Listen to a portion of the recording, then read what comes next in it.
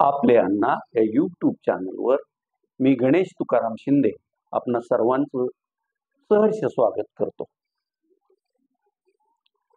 मालवण नजीकच्या राजकोट किल्ल्यावरील छत्रपती शिवाजी महाराजांचा पुतळा परवा कोसळला आणि त्यानंतर राज्यभर उलटसुलट चर्चा, आंदोलन, या घटनेचा निषेध हे सुरू झाला आहे. काल धाराशिव येथील शिवप्रेमींनी एक छत्रपती शिवाजी महाराज चौकात एकत्र जमत जिल्हाधिकारी आणि जिल्हा पोलीस अधीक्षक यांना निवेदन देऊन याच्यात दोषी म्हणजे जे कोणी दोषी आहेत त्यात मुख्यमंत्री असतील, उपमुख्यमंत्री आणि राज्य सरकार यांच्या विरोधात तात्काळ गुन्हे दाखल करा अशी मागणी केली होती. निवेदन देऊन आता जवळपास एक दिवस उलटल्यानंतर आज परत शिवप्रेमींनी जिल्हा पोलीस अधीक्षकांचं कार्यालय गाठलं आणि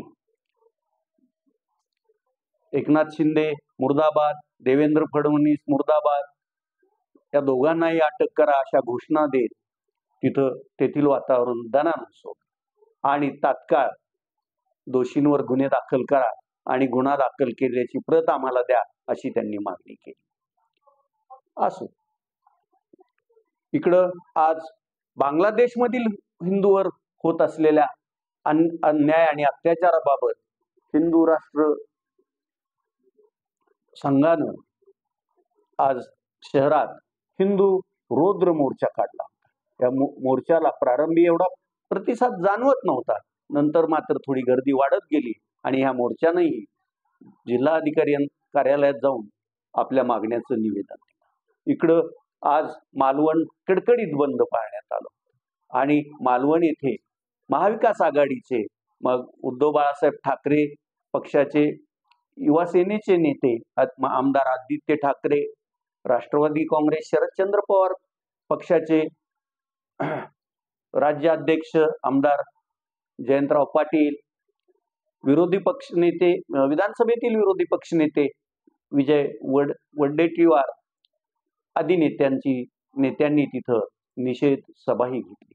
ज्यावेळी ही नेते मंडळी राजकोटच्या किल्ल्यावर गेली त्याच वेळेस नेमकं तिथे सिंधुदुर्ग रत्नागिरीचे खासदार नारायण राणे, त्यांचे माजी खासदार पुत्र असलेले निलेश राणे आणि समर्थक पण तिथं होते. आदित्य ठाकरे यांना बघताच राणे समर्थकांनी त्यांच्या विरोधात घोषणाबाजी आणि त्यांच्या अंगावर चाल करून जाण्याचा प्रयत्न केला. मग आदित्य ठाकरेंचे समर्थकही त्यांना तिथंच त्याच भाषेत उत्तर देऊ लागले. काही वेळ आदित्य ठाकरेंनी तिथंच ठिय्या मांडला.